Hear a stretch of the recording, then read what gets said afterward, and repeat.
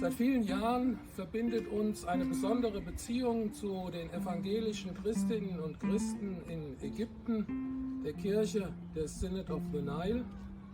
Das ist vor allem auch vermittelt, und das danken wir Dr. Thawat Kades, Pfarrer in unserer Kirche für viele Jahre, selbst aus Ägypten stammend und bis heute der Botschafter für seine Kirche hier bei uns in der EKN. In dieser Beziehung fördern wir vor allem auch den interreligiösen Dialog, den die Synod of the Nile vor allem mit Muslimen führt. Wir freuen uns, dass Thawat Kades diese engen Beziehungen immer wieder auch zu uns hält. Und jetzt kam er aktuell in dieser Corona-Krise auch auf die EKN zu und hat angefragt, ob es denn möglich ist, mehrere Gesichtsmasken für die Synod of the Nile und die Gemeinden dort zu sponsern, damit sie auch wieder ihre Gottesdienste mit gebührendem Abstand und auch mit Einhalten der Sicherheitsmaßnahmen halten können. Das machen wir natürlich gerne und haben uns dann auch entschieden, Werbung für unsere Kirche zu machen und werden ihm heute 1000 Masken übergeben, die er dann mit nach Ägypten in seine Gemeinden nehmen kann. Einen herzlichen Gruß an die Geschwister in Ägypten, Gottes Segen und bleiben Sie behütet. Dankeschön.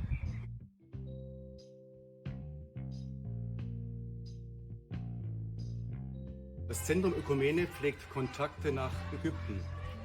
Wenn wir an Ägypten denken, fallen uns die Pyramiden ein, der Nil, vielleicht so mancher Urlaubsort am Roten Meer. Vielen sind noch die Ereignisse aus dem Jahr 2011 vertraut und nahe, als die Arabellion, der sogenannte arabische Frühling, das Land am Nil erreichte und dann auch in der Folge den langjährigen Präsidenten Hosni Mubarak von seinem Amt vertrieb. Immer mal wieder kommen auch Nachrichten aus Ägypten, die von Attentaten auf christliche Kirchen berichten und erzählen. Glücklicherweise ist das schon lange nicht mehr der Fall gewesen. Das Zentrum Ökumene pflegt Kontakte zu einer christlichen Kirche, der koptisch-evangelischen Kirche in Ägypten, der sogenannten Synod of the Nile. Daran werden die wenigsten denken, wenn sie das Stichwort Ägypten hören. Deswegen frage ich Dr. Thawat Kades, was verbirgt sich hinter dieser Kirche, der koptisch-evangelischen Kirche von Ägypten?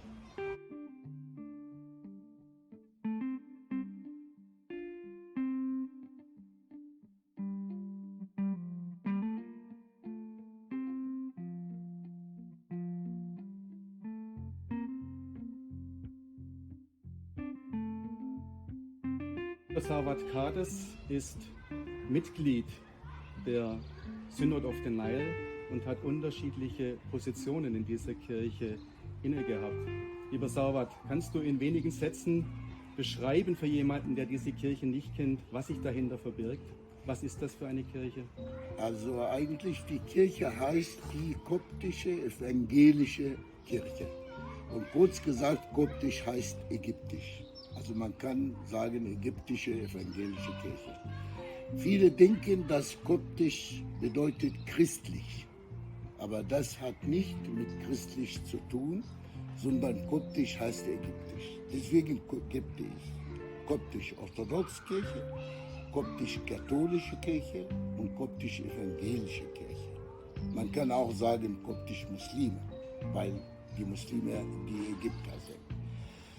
Die koptische evangelische Kirche ist 1854 gegründet, und zwar durch Missionare, die aus Amerika und Schottland nach Ägypten gekommen sind. Und ganz wichtig ist für ganz Ägypten, dass die Amerikaner angefangen haben, nicht nur mit Missionieren, sondern mit der Bibelübersetzung in der arabischen Sprache. Und das ist ein sehr wichtiges Projekt, im Grunde genommen war im 19. Jahrhundert. Von Anfang an war das Ziel von der Gründung dieser Kirche, von den Missionaren, dass sie an den Mensch, an den gesamten Mensch denken, Deswegen hat es mit 2 Projekten zusammen angefangen. Einmal Bildungsprojekt mit Schulen, also von Grundschule bis zum Abitur, und zweitens mit Gesundheit.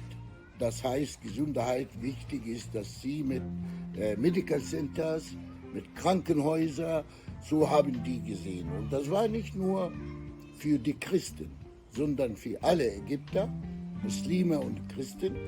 Also kann man sagen, für die Gesellschaft. Und natürlich die Bibelübersetzung, wie ich erwähnt habe, war sehr, sehr wichtig, weil damals die koptische Kirche war nicht dafür, dass irgendwie die arabische Sprache in die Kirche ist. Und das hat es länger gedauert, vom 7. Jahrhundert bis zum 11. Jahrhundert nach Christus hat die Kirche angefangen mit der arabischen Sprache. Aber sie konnte nicht die Bibel in dem Sinne richtig übersetzen. So wie wir sagen, in Deutschland gab es die Übersetzung von Martin Luther. Dann haben wir diese Übersetzung von Van Dyck, was die Gesamtkirche nimmt. Später kam die koptisch-katholische Kirche, die auch zusammen mit der evangelischen Kirche gearbeitet haben, besonders mit dieser arabischen Übersetzung der Bibel.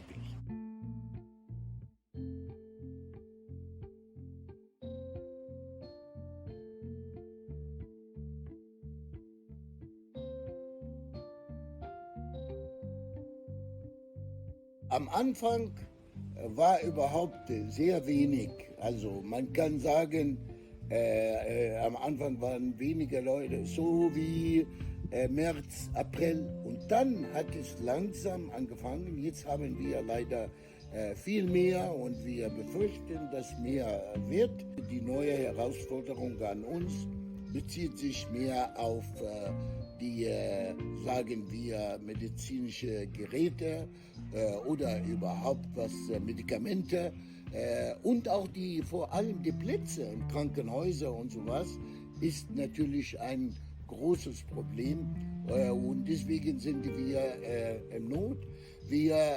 Ich möchte bei dieser Gelegenheit danken für unsere Kirche, die Evangelische Kirche Hessen und Nassau, ganz besonders unser ökumenisches Zentrum. Der denkt an uns immer und dann dieses Mal ganz besonders, dass wir Masken bekommen haben, dass wir nach Ägypten schicken, nicht nur für die evangelische Kirche, sondern für alle Menschen, die das brauchen.